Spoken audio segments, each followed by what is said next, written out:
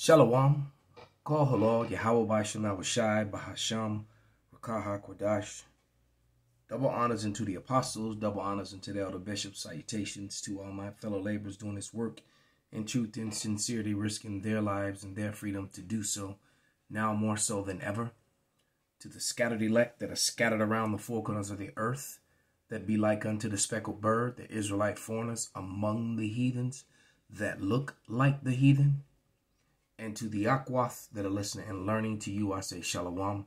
This is your brother Malcolm from the branch of the Great Millstone here in Chicago, coming at you another lesson in truth. And what you're looking at, shout out to the brother Zahar, for another small cachet of books. But beloved brother, you could slow down. I'm running out of room. I don't have no more room, brother. I got on my own library and what these brothers have gifted me and sent to me. I'm overflowing with books now, so but the water, I got over 80 books that I've yet to even touch yet. So the water. So now that that's out the way, the book before me is beautiful because this book is called The Discourse and Evidence of the American Indians Being Descendants of the Lost Tribes of Israel by M.M. Noah, delivered before the Mercantile Library Association, Clinton Hall, in 1837. And this is a copy of, and I actually have it physically in my hand. And this is a copy of it, and he did that in 1837. Let's see if I can. All right. As you can see, in New York, 1837. As a matter of fact, it even has a, so this is a print of his speech, of what the speech that he gave. So all this, they're not, Israelites. The people saying that, they're in their feelings and they've been duped by the lie which Esau created, that you identify by color, because they subscribe to it. And it has nothing to do with the color of your skin. That's a New World thing. That's kind of small to see. I don't know if I can get it to focus on it. But what it says is, it says, entered according to Act of Congress in 1837 by James Vander, whatever his name is. It's so small. Hold on, let's go back. What's his name? Vanderpool?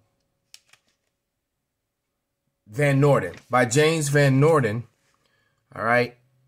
In the clerk's office of the District Court of the United States for the Southern District of New York. So these are legitimate records. This is a record of his speech.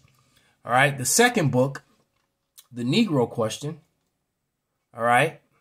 The Missing Link also have testimonies from speeches speaking upon the Scots, the Irish, the Brits, and them being Negro in nature. So who is Charles? Because this right here, Britain, that's Charles II. All right. You can even see he looked like that dude from Dave Chappelle that was always Ashy Larry.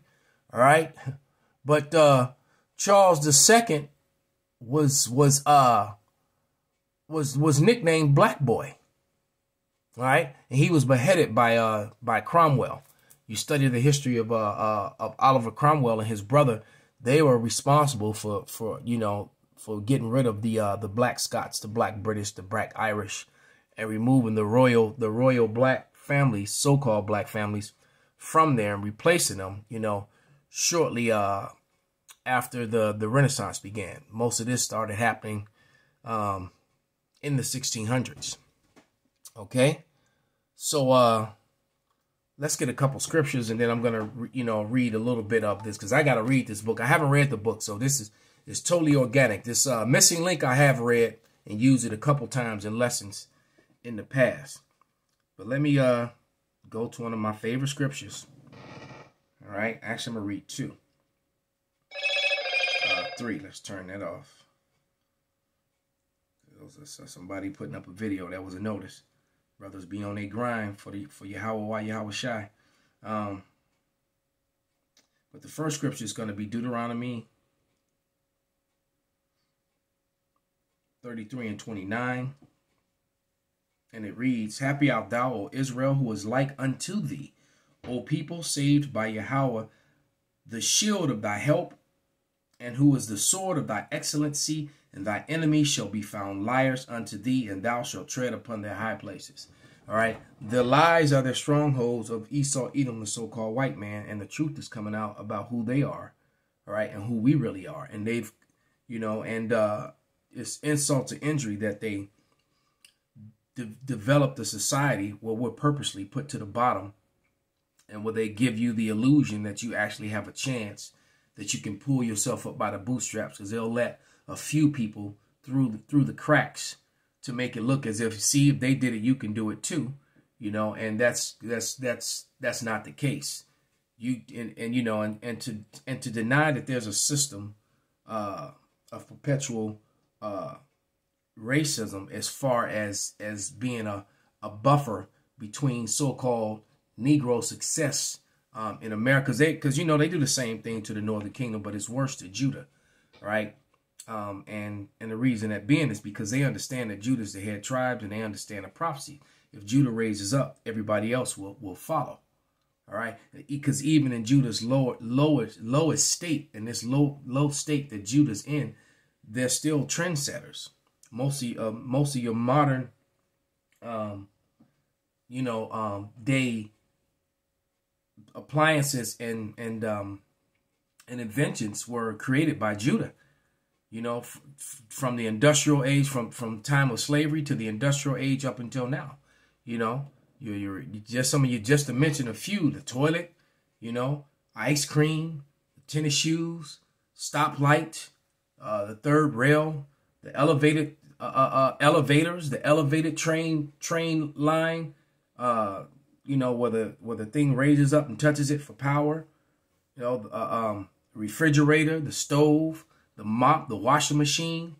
I mean, the list just goes on and on, but yet, you got all these white superiority doctrines that still to this day talk as if these people, contributed nothing to society, which is a complete and total lie. All right. And then in the early 1900s, they actually built up neighborhoods and societies that were surpassing white people and so-called white people in this country. And they could not and would not have it. And they burned and destroyed them all with violence. And then they implemented laws to ensure that it would never happen again. All right. To the point where eventually they even attacked the family unit itself and removed the so-called Negro man from the family with all this family law and all these different laws that they set up. This "I don't need no man" thing. They set that up. All right. But let me continue. I got into my feelings. So Salakia, I got angry because they sit up and deny that they've done these things. All right, and the next scripture was going to be Obadiah 1:6, and it reads, "How are the things of Esau searched out? How are his hidden things sought up?" Well, through the prophecies, through the scriptures, and through the understanding of it. And then, the number one book is the one that I'm reading. But you got all these books that were written, especially those that were written in the early 1900s, the 1800s, the 1700s. And now I have a thorough collection of books. I got books from the 1600s now. And the things that were being said by the scholars and the people who are even closer in time to the events that took place during, from the Bible and during the time of the Dark Ages, they tell a different story to this, this post Johann Blumenbach, Sigmund Freud, and this whole, Hamitic theory, white superiority lies and doctrines that have been pushed in the late 1800s. They completely are different from the things that were said in the 1600s. All right. Let's get one more scripture. Matter of fact, I'll say that one for the end. Let me just go to the book, to the first book. First group of receipts and evidences. So I'm on page 1 in this this speech that was given by M.M. Noah. All right. So Discourse, it says, those who study the scriptures either as a matter of duty or pleasure, who seek in them divine revelations or search for the records of history, cannot be ignorant of the fact that the Jewish nation at the early period was divided into 12 tribes and occupied their ancient heritage under geographical divisions, not color, all right, during the most splendid periods under the kingdom of Judah and Israel. So where's the Jewish coming from? See, that word brings on confusion. Abraham nor Isaac were Jewish. As a matter of fact, none of the 12 tribes were Jewish. Being Jewish today is a religion. They have nothing to do with the bloodline people who are the Israelites. All right. You have to learn the history of when John Hyrcanus, the actual Levite priest in the royal line, of the priest, or say the holy line of the priest, when he took a portion of Edom and made them follow the law, statutes, and commandments. That's when your Jewishness come from. Being Jewish had nothing to do with the 12 tribes. Those were Edomites who converted. Who you think Herod was? The Herodians were Edomites, and they were the Jewish. All right? They had nothing to do with the heritage of Judah and Israel, the kingdom of Judah. All right? So it says their early history and rise, progress, and downfall of the nation, the proud distinction of being the chosen people, their laws, governments, wars, their sovereign judges and temples, their sufferings, dispersions, and various prophecies concerning the ancient and extraordinary people cannot be unknown to you all. For their history is the foundation of religion, their vicissitudes, the result of prophecy, their restoration to the fulfillment of the great promise made to the patriarch Abraham, almost, I may say, an infancy of nature. It is also known to you that the Jewish nation, they're the Israelites. They're not Jewish. All right. Was finally overpowered. 9.5 tribes were carried captives to Samaria. 2.5 with Judah, Benjamin, and half Manasseh remained in Judea.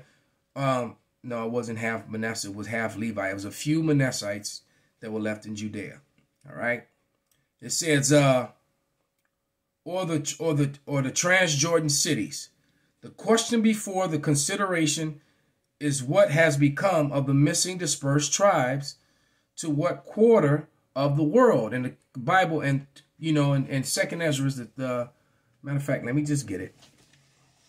They came to the new world. They dwelt therefore in another land.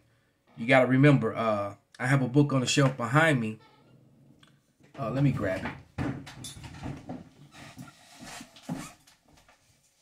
All right. That mighty brother Tazawan borrowed this out to me. So, unfortunately, I don't own this one. This book still belongs to this brother, but it's called The Medieval Empire of the Israelite. All right. And the ancient world consisted of Asia, Africa, and Europe. And you see Israel in the middle there. And those countries are all connected. Those land masses are all connected. You can walk from all of them. Okay. So the new land, the new world was the West. All right. They left Africa and came into the West. All right. They came to America. That is the land where never mankind had dwelt, because the land masses that you just looked at, mankind has always dwelt there since they have been. America was that untouched paradise, that untouched land. All right. That's talked about. And as a matter of fact, even in Jewish encyclopedias, see if I can find one of those in my evidence folder. Let me go see if I can go to the evidence folder before I continue reading.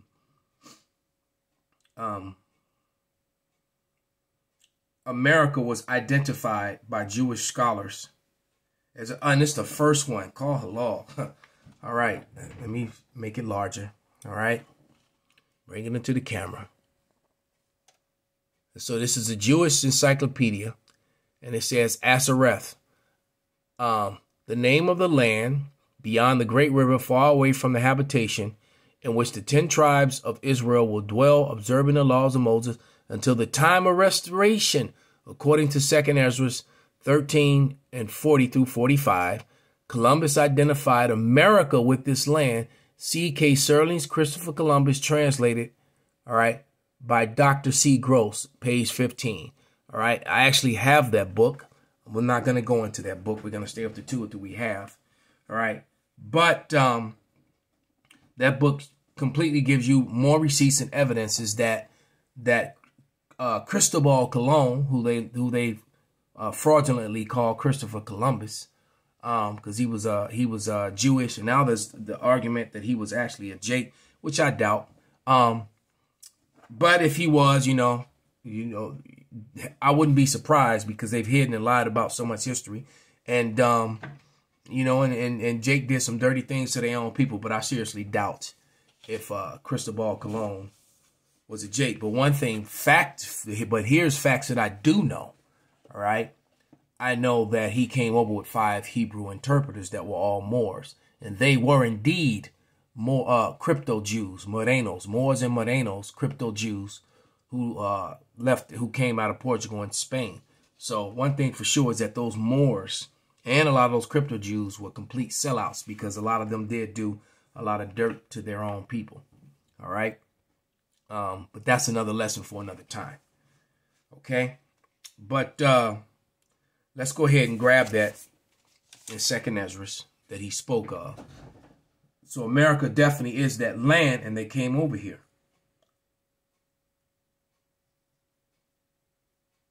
She would. Salakia.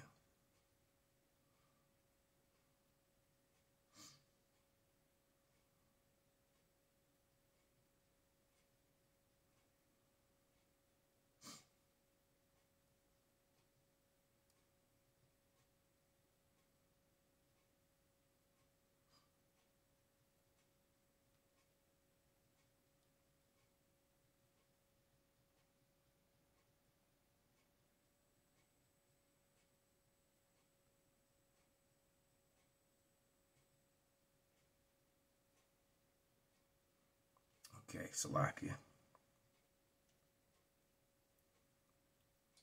Let's go to 2 Ezra now. I have the response to that message. 13 and 40. And it reads, "Those are the 10 tribes which were carried away prisoners out of their own land in the time of Hosea the king, who Salmanassar, king of Assyria, led away captive, and he carried them over the waters, and so came they into another land. But they took counsel among themselves that they would leave the multitude of the heathen and go forth and go into a further country where never mankind dwelt. All right, that they may keep their laws and statutes which they never kept in their own land, and they entered into the Euphrates by the narrow places of the river. For the Most High showed signs for them that held still the flood till they were passed over." So all those rough waters, all right, because the path that they took is they came down into the Indian Ocean, and I don't have that map in front of me right now, but yeah, or the Arabian Sea. Yeah, they left. They came down into the Arabian Sea. All right. Down into the Indian Ocean, and then they went down between Africa and Madagascar, around the Horn of Africa, and then west over into the Americas, and there's some horrific storms and waters that they had to traverse, and the Lord held it back. You also have to think about in the book of Kings when it talks about the servant of Solomon. What's his name? The Mason guy. I forget his name now, but the Hamite, all right, who worked for Solomon, who went on that trip every 3 years, and there were Israelites on that ship at times, all right, and he would go to a land and bring back gold and spices and apes, and he would bring back turkeys, which they call peacocks. He would, when you look it up, it's turkeys. Turkeys are indigenous to the Americas. All right, so you know they were coming over here. The evidence is just overwhelming. That's why Christopher Columbus identified, or Cristobal Colon, identified America as Azareth. Okay? But it says, for through that country there was a great way to go, namely 1.5 years, and the same region is called Azareth. And that's why it took Solomon's ships, Hiram, his name came back to me. It took, Hiram will be gone for 3 years, because it was 1.5 years, a little over 3 years. It was 1.5 years to go, 1.5 years to come back, and plus whatever time it took for them to gather up, while they were there. They would do, collect up whatever they had. All right. So, like I said, I'm going to get more into this book. So let's jump into the Negro Question. And I'm just going to read one portion because I've gone into this book before. And in this book, in the introduction, they have on page 4 and 5, they have, and 6. I'm going to read about the Professor Boyd Dawkins. I'm going to just read page 6. All right. And on page 6, it says, Professor Boyd Dawkins, Professor of Geology, Manchester University, London, 1879. And he also gave a speech before in the university. And it was on his book, Our Remote Ancestry, pages 95 and 106. As a matter of fact, I'm going to put that before the camera. It's all highlighted. So anyone could, you could screenshot it, and actually search and hunt for this information.